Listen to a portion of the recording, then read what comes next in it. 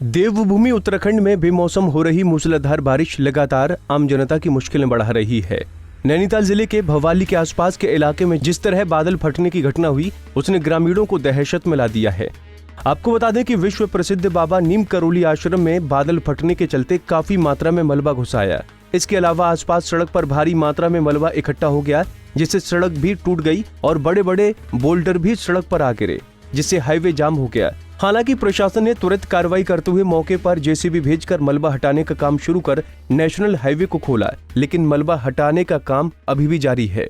हम ये कह सकते हैं कि महाराज जी की कृपा की वजह से वो बहुत हद तक रुक गया, थम गया। कोई जान माल की हानि नहीं हुई, क्योंकि जिस तरफ से मलबा आ रहा है उसके नीचे काफी घर थे, काफी लोग रहते थे। तो एक महाराज जी की ही कृपा है कि ये हुआ। अब होने का कारण ये है कि अगर हम मनुष्य प्रकृति के रास्ते पर आएंगे, वहाँ कई होटल बन गए हैं बिना नाप के या बिना किसी माप के खुदान हो रहा है पहाड़ों का, तो वो एक विनाशकारी स्थिति उत्पन्न होती ही होती है।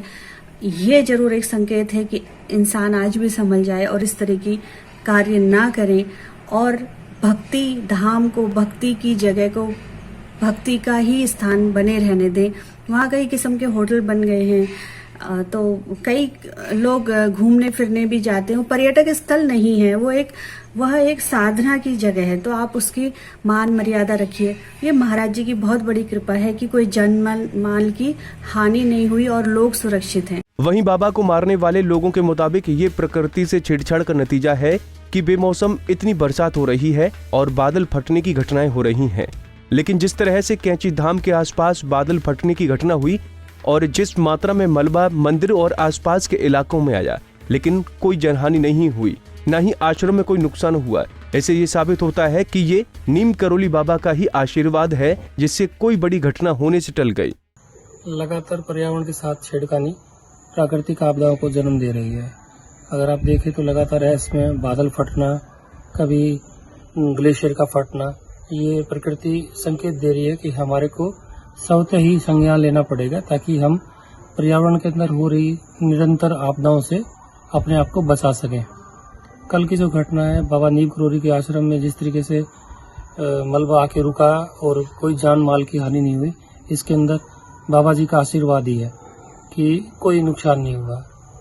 इधर नैनीताल उधम सिंह नगर से बीजेपी सांसद अजय भट्ट ने इतनी बड़ी घटना के बावजूद जान माल का कोई नुकसान न होना बाबा नीम करोली की कृपा बताया और जिले के अधिकारियों को आने वाले दिनों के लिए अलर्ट रहने को कहा। नैनीताल जिले में भारी बरसात और बादल फटने से कई जगहों सड़कें अवरुद्ध हो गई और बड़ी मात्रा में मलबा, बड़े बड़े पत्थर आ गए।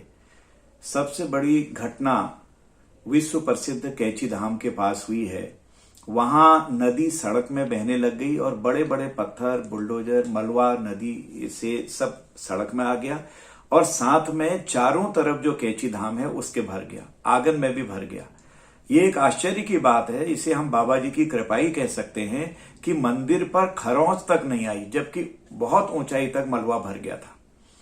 रात में ही जिलाधिकारी से मेरी बात हुई और एनएच के अधिकारियों से बात हुई और दो जेसीबी लगाई गई, एक भवाली की तरफ से, एक खैरना की तरफ से। सड़क सुबह तक खोल दी गई थी, 4 बजे खोल दी थी और भक्तगणों ने सुबह सुबह पहुंचकर, क्योंकि आदमियों की कमी थी, श्रमिकों की कमी थी, तो उन्होंने सुबह सुबह पहुंचकर भवाली से, भीमताल से, अन्य जगहों से पूरी तरह से आंगन का, मंदिर के आंगन का मलबा भी साफ कर दिया। मैं उनको धन्यवाद भी देना चाहता हूं और अपने पूरे अधिकारियों से ये कहना चाहता हूं कि उत्तराखंड की नियति में ऐसी आपदाएं हमेशा आती हैं बरसात प्रारंभ होते ही। तो आपदा की जो हमारी टीम है, हमारी जो यूनिट्स हैं, वो हर जगह पर, हर जिले में तत्काल वहां पर क्रियाशील रहनी चाहिए, चौकन्ना रहनी चाहिए, क्योंकि एक तरफ कोरोना की मार है, दूसरी तरफ ऐसी आपदाएं और ऐसी विपत्तियां हमको झेलनी पड़ती हैं। इसलिए चौकन्ना रहने के अलावा, पूरी तैयारी के अलावा, pre disaster, during disaster, after disaster, हमारे पास इसके अलावा और कोई चारा नहीं है। आपको बता दें कि मलबा हटाने का काम चल रहा है। अभी तक किसी भी तरीके की कोई जनहानि की खबर नहीं है। पंजाब केसरी टीवी के लिए नैनीताल से तारा जोशी की रिपोर्ट। हमसे जुड़े रहने के लिए हमारे YouTube चैनल को सब्सक्राइब करें और नई वीडियो की नोटिफिकेशन के लिए बेल आइकॉन को दबाएं। अगर आप ये वीडियो Facebook पर देख रहे हैं तो लाइक जरूर करें और ज्यादा से ज्यादा शेयर करें। धन्यवाद।